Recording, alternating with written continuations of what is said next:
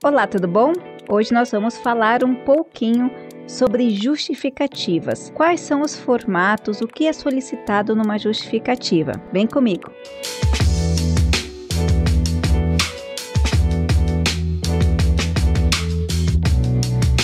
Bom, o vídeo de hoje, a aula de hoje, é uma resposta a uma pergunta que eu tenho certeza que é dúvida de muitas pessoas. Quem mandou essa contribuição para nós foi a Shirley Carmens Orviedo. Ela colocou o seguinte: como elaborar uma justificativa teórica, prática e social para uma dissertação?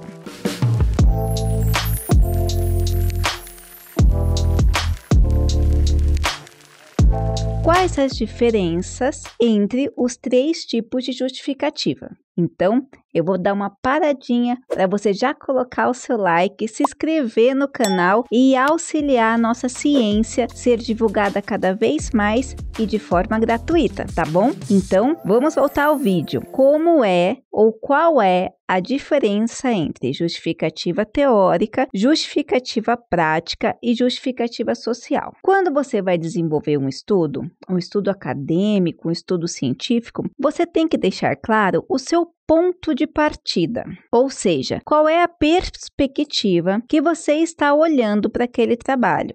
Isso é uma perspectiva teórica, ou seja, qual é o ponto que fez, na teoria, você trabalhar com esse material. Com relação à justificativa prática, é o seguinte: para que você quer desenvolver esse material, afinal? E aí, ela está ligada junto com justificativa social. Qual sua contribuição? Eu vou dar mais um exemplo. Com relação à justificativa teórica. Então, pense na justificativa teórica do seu estudo. E aí, você vai escolher alguns autores para debater aquele assunto. Digamos, eu vou dar um exemplo aqui, que você está falando sobre biopolíticas, está falando de sociedade do controle. Você tem muitos autores que falam sobre biopolítica, sociedade de controle, controle de massas. Então, você vai escolher. Eu escolhi Foucault. E aí, eu vou justificar por que eu escolhi Foucault para trabalhar nessa obra. E aí, você vai pegando vários autores, como Foucault,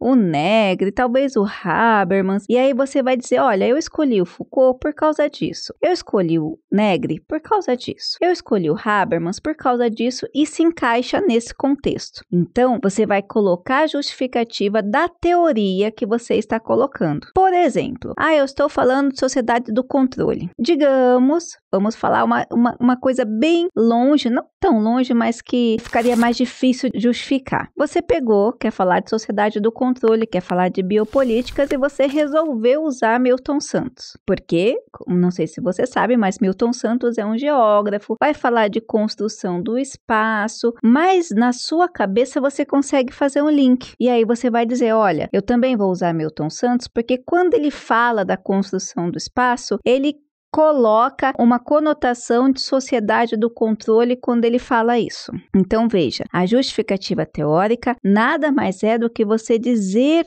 por que você está colocando esse autor. Professora, isso é muito da área de humanas. Como que funcionaria da área da saúde? Na área da saúde, você vai colocar os critérios de inclusão. Por exemplo, eu estou utilizando os materiais científicos publicados nos últimos 5 anos com o critério de inclusão XYZ, ou publicado nos últimos 2 anos. Ou seja, diferente da área de humanas ou de outras áreas também, na área da saúde, a questão teórica ela vai estar mais ligada aos trabalhos produzidos nos últimos anos do que nas teorias que compõem. Por exemplo, eu vou falar de infecções sexualmente transmissíveis. Eu quero saber, dentro do meu recorte de estudo, quais são os materiais científicos publicados nesses últimos anos. E não vou querer saber, por exemplo, qual é a história, qual é a evolução, como foi descoberta, quem falou pela primeira vez sobre doenças,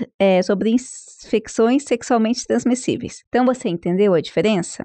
Agora, justificativa prática. Como é, então, desenvolvida uma justificativa prática? A justificativa prática, ela parte do pressuposto que o seu material pode ser praticado em alguma área. Ou seja, a justificativa prática para esse estudo é trazer uma discussão ou um embasamento sobre biopolíticas, falando daquele primeiro exemplo, para que se possam realizar políticas públicas. Aí eu falo de outro trabalho, por exemplo, que você vai desenvolver um manual ou algum aplicativo ou um direcionamento para a sala de aula. E aí você vai colocar, a justificativa prática desse estudo é que ele vai contribuir para auxiliar professores na sala de aula. Ou seja, você vai dizer qual é a contribuição prática que você está esperando na produção desse material. E, por fim, a justificativa social. Como é, então, desenvolvida uma justificativa social? Na justificativa social, você vai dizer qual é o impacto, o que você espera que o seu material vai contribuir para a sociedade. Por exemplo, se você está desenvolvendo um aplicativo, no contexto prático, ele vai servir para o professor ter um melhor exercício do ensino e aprendizagem. Mas, como justificativa social, você está melhorando o ensino. Então, o que você está fazendo no seu trabalho que promova essa justificativa prática e social? Muito interessante. O que a justificativa busca responder em sua dissertação? Por que esse monte de justificativa? Porque percebeu-se, não só no Brasil, mas no mundo, que muitos e muitos trabalhos científicos não estavam servindo para nada. E quando você começa a elaborar um material científico, os pesquisadores, de uma forma geral, acabavam indo de acordo com os interesses próprios e menos com interesses práticos. Isso foi uma crítica mundial. Para que existe tanta pós-graduação? Esses mestrados fazem o quê? O doutorado faz o quê? Então, não só a sociedade começou a perceber essa demanda, como as instituições, como os próprios intelectuais. Mas para que serve esse monte de material acadêmico? Na verdade, não é muito difícil isso não. No Brasil,